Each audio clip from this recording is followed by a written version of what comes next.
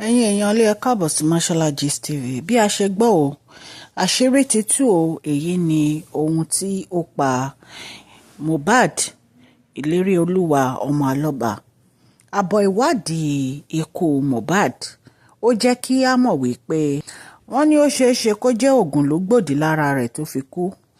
Àyẹ̀wò ikú tó pa Olóògbé tí wọ́n ṣe ní ilé ìṣègùn yunifásitì ní ìpínlẹ̀ Èkó, ìyẹn Lagos State University Teaching Hospital, ni ó jẹ́ kí a mọ̀ wípé Ògùn ló gbòdì lára Mohbad lásìkò tí wọ́n ṣe àyẹ̀wò ikú ẹ̀, èyí tí à ń pè ní autopsy.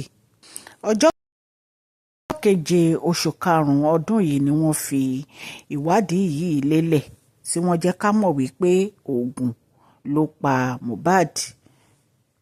Wọ́n ní ṣọ́ọ̀kì ni ó pa Mohbad o, wọ́n ní gìrì ni ó pa.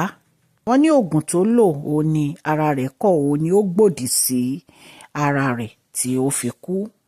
Wọ́n ní àwọn inú ẹ̀jẹ̀ mùdùmídùn egungun, ẹ̀dọ̀ àti kíndìnrín àti ọ̀nà ọ̀fun Olóògbé, wọ́n ní gbogbo ẹ̀ ni àwọn ṣe àyẹ̀wò sí. Lára nǹkan tí wọ́n rí nínú ẹ̀jẹ̀ Olóògbé òun ni wọ́n ní ẹ̀yà oògùn èyí tí wọ́n ń pè ní antihistamine ni wọ́n rí nínú ẹ̀jẹ̀ Olóògbé.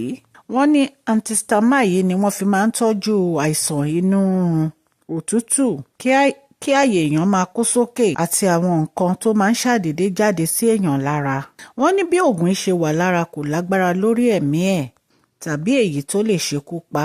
Ẹ̀yin náà mọ̀ wípé ìgbà tí wọ́n sin Olóògbé òun ni wọ́n wú òkú ẹ̀ jáde fún láti lọ ṣe àyẹ̀wò nǹkan tó pa Olóògbé. Àwọn dókítà tó rí ní àyẹ̀wò wọn wípé egbò kan bẹ ní apá ọ̀tún àmọ́ tí kìí ṣe ètò pọ̀ jù. Wọ́n ní àwọn kò lè ka gbogbo èyí sí nǹkan tó pa Olóògbé. Wọ́n ní nítorí bẹ́ẹ̀ ni wọ́n ṣe mọ nǹkan tó ṣokùnfà ikú rẹ̀. Àbájáde èsì àyẹ̀wò náà kà báyìí pé wọ́n ní kí a mọ̀ wípé wọn ò tí ì ṣe àyẹ̀wò rẹ̀ kó tó dé pé wọ́n sin. Lẹ́yìn ìgbà tí wọ́n wú òkú rẹ̀ ni wọ́n ṣẹ̀ṣẹ̀ lọ ṣe àyẹ̀wò rẹ̀. Wọ́n ní gbogbo ẹ̀yà ara Olóògbé ló wà bó ṣe yẹ. Wọ́n ní yàtọ̀ sí àpá tó wà níbi apá rẹ̀ ọ̀tún.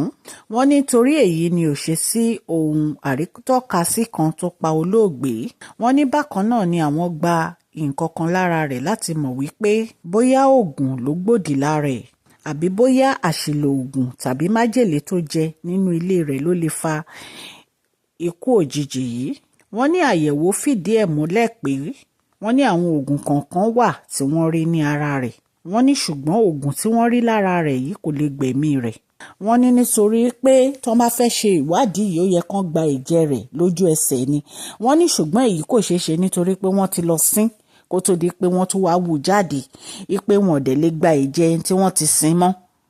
Wọ́n ní torí èyí àwọn ò lè fi ìdí nǹkan tó pa Olóògbé múlẹ̀ o. Wọ́n ní nǹkan tó súnmọ́ nǹkan tó lè sọ pé ó pa náà ni gìrì tó wáyé ní ìgbà tí wọ́n rí Ògùn yìí ní ara rẹ̀. Wọ́n ní torí pé Ògùn tí wọ́n rí lára rẹ̀ yìí wọ́n ní ó gbòdì lára rẹ̀ ni. Ẹ̀yin náà mọ̀ pé ní ọjọ́ 12 oṣù kẹsàn-án ọdún 2023 ni Olóògbé Mohbad ó dágbére fáyé.